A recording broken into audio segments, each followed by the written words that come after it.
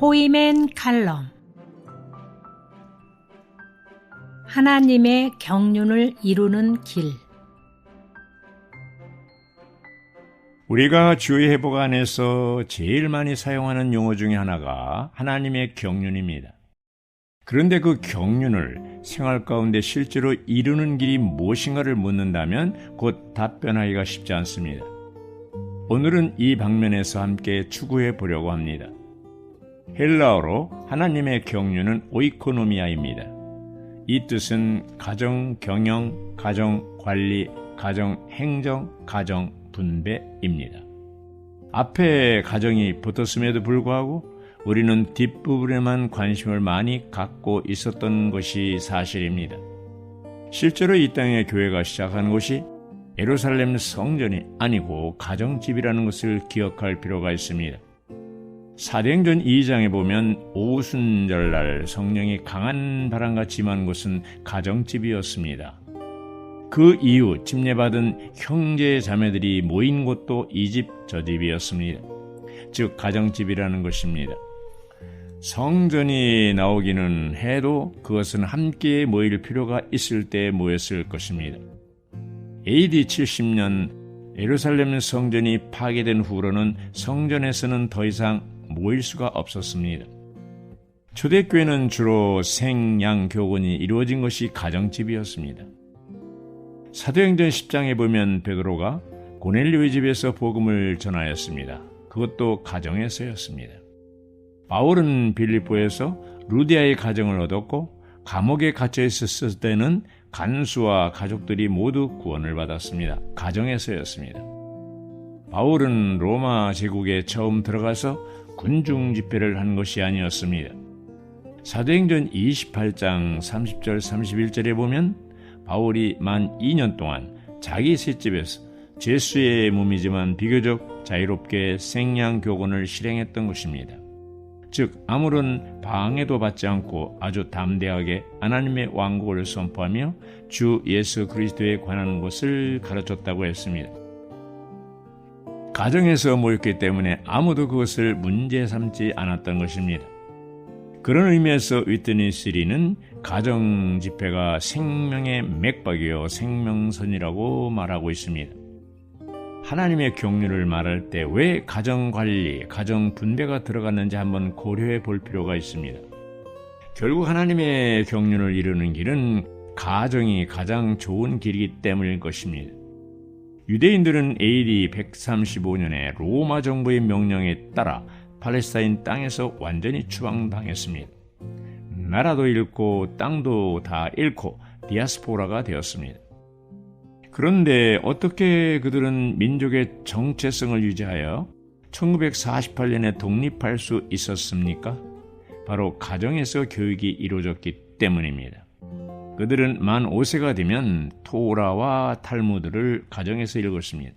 무려 7년에 걸쳐서 읽으면 12세가 됩니다. 그 다음에 성린식을 합니다.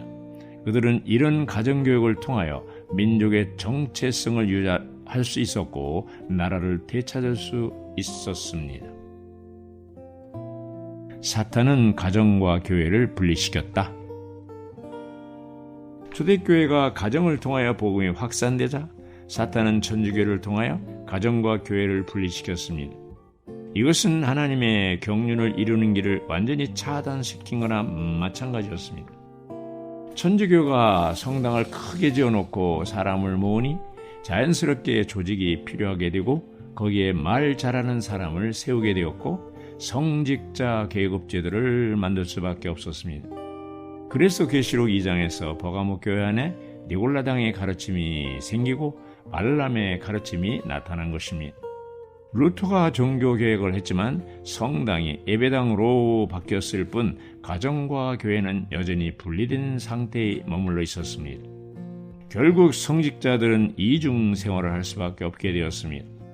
위트니스 형제님은 1984년부터 대북시로 옮겨서 성경을 연구했는데 연구 목적은 첫째는 인수 증가이고 두 번째는 기능 발휘와 교회 건축입니다.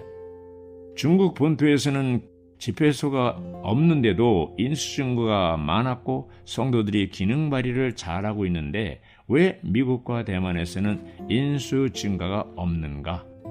위트니스는 3년간의 연구를 통해 복가 소지의 구조 아래 생양교훈을 실행하는 세계를 찾아낸 것입니다. 생양교훈의 핵심은 가정에서 모이는 것입니다. 위트니스리 세계 정신은 가정과 교회를 합친 것입니다. 위트니스리는 가정에서 이루어지는 소그룹 생활이 교회 생활의 80%를 차지해야 한다고 강조했습니다. 그는 그 길이 하나님의 경륜을 이루는 길임을 깨닫게 된 것입니다. 집회 장소의 기능은 석김과 교육과 훈련을 받는 것이고 모든 생활의 중심은 가정이어야 한다고 했습니다. 이 말씀을 받아들여 실행하는 것이 대북 13 집회소였습니다.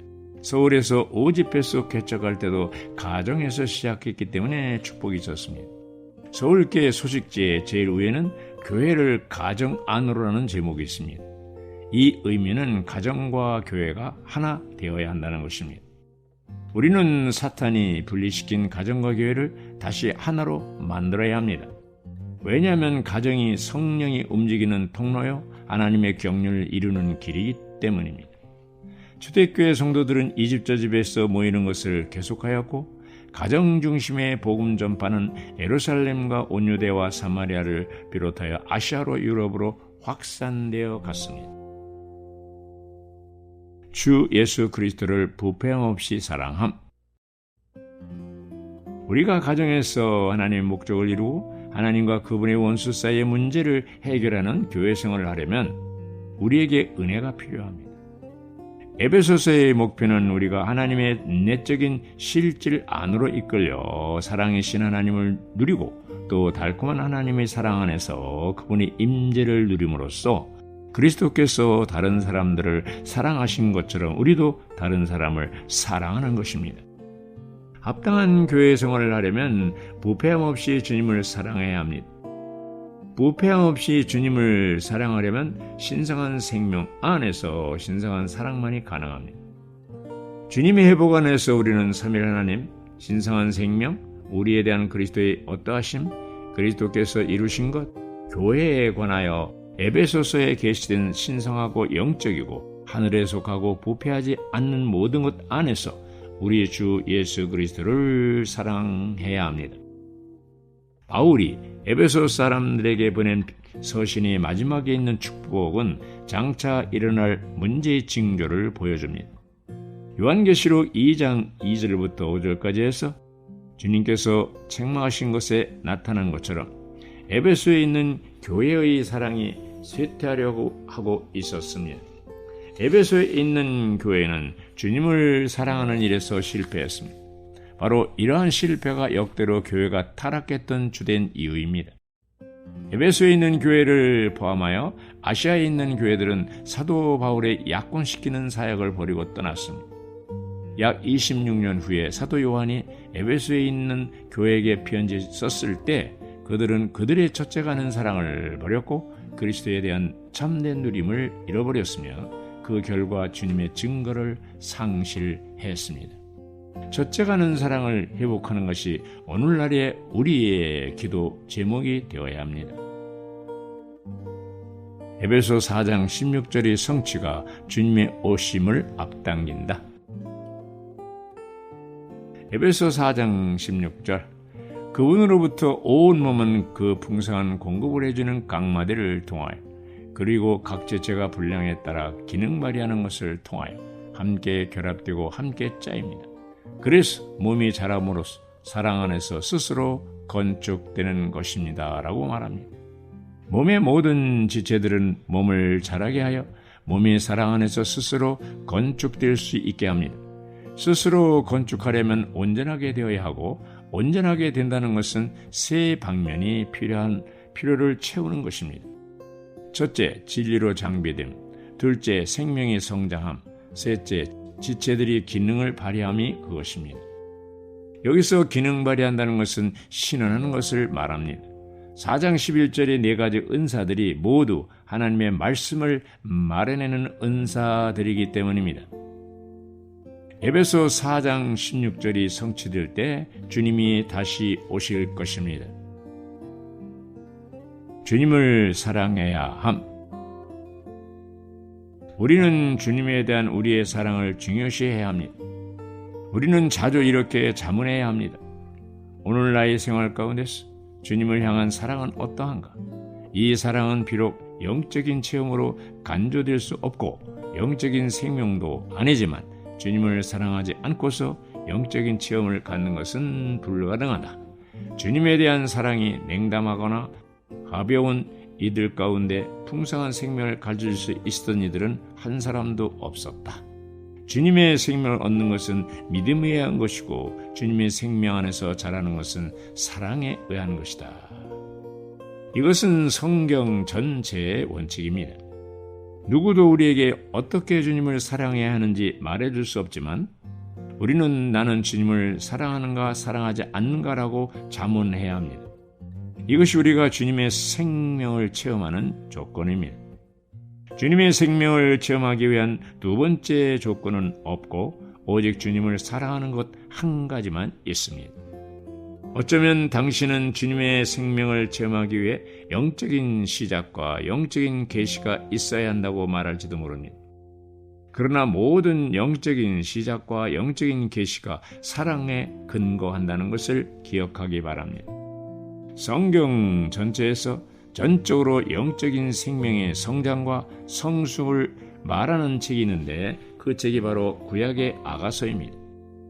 아가는 시작이 사랑이고 과정이 사랑이고 끝이 사랑입니다.